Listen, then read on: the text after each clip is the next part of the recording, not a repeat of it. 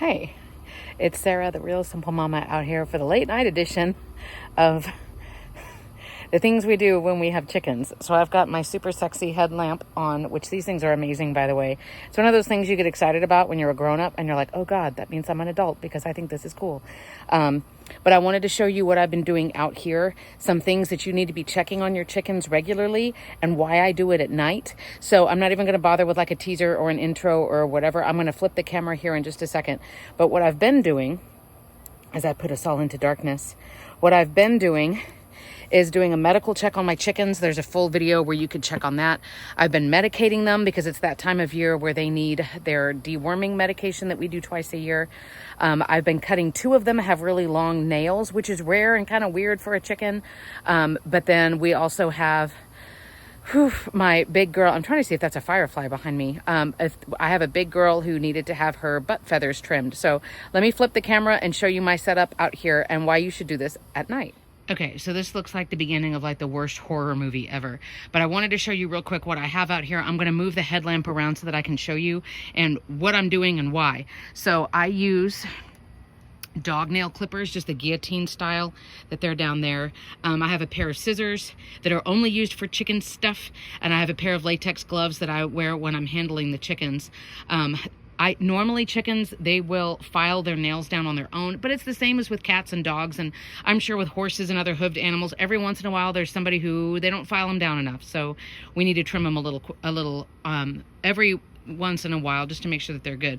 I have towels, like crap towels, that are only used for chickens. I have little ones in case of a spill or whatever, but I use a big towel, like a bath towel or a beach towel, just the crappy ones that are only used for chickens, that I can wrap up a bird and hold them. The open part of the towel is at the top, like I'm making a letter U, and then I hold the tops of the U, and that way their wings and their feet stay where I want them to be.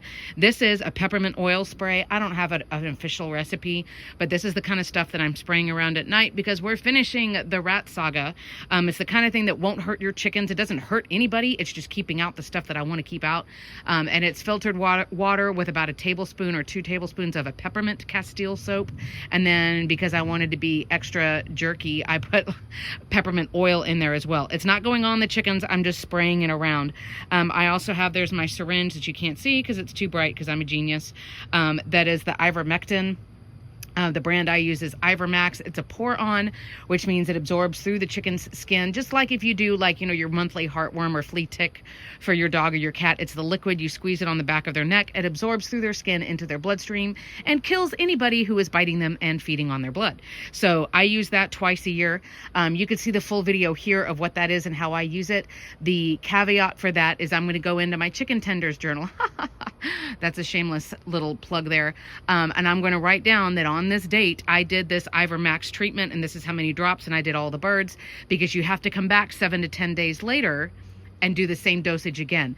That way we're hitting any worms or parasites that are in your chickens, feeding on your chickens, but we have to get them in all life cycles. So that will kill the adults right now, but if there's eggs in there in your chicken's body that are not chicken eggs, it may not necessarily kill them, so then we come back around so we hit everybody.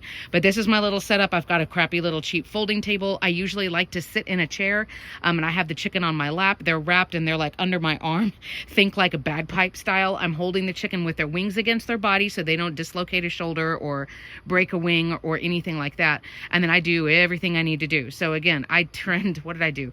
I trimmed nails on 2 birds. I did the deworming for all 6 birds. And then 1 trimmed butt feathers, and a partridge in a pear tree, and that's everything that I did. So now I'm going to go in and clean my hands. I'm going to make sure that this stuff doesn't stay out when it gets hot, because it'll make the Ivermax and the peppermint spray, it'll make it not as potent. I'm going to make sure all the towels are washed, but these are some quick things that I do. The reason that I do it at night is because your chickens are very drunk is not the right word, but when they're sleepy, they get stupid and they get slow, and they're a lot more like, what? And it's a lot easier to pick them up, especially if they're kind of squirrely. And plus, if they're already in the chicken coop, and I don't mean like go out right when they go up to bed, like wait a good hour or 2 hours until it's really, really dark and they're really asleep. Chickens, even the most protective, like the bestest rooster, they are like dead to the world when they're asleep. They're very like just out of it, and they're not able to move as quickly. And that way you're not chasing a chicken around, like you're just literally plucking them off the roost like I just did. You have your little table set up, your little folding table or whatever, and a lawn chair, and you sit and wrap them in a towel. You hold them under your arm. Again, bagpipe style. So I'm right-handed, so I use my right hand with the scissors and with the dropper and with the clippers and with all the things.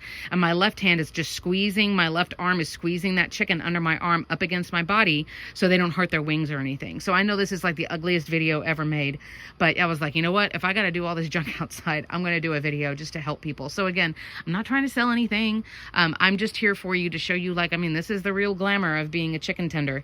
But if there's anything I can do to help, if you have any questions or comments, always put them down below.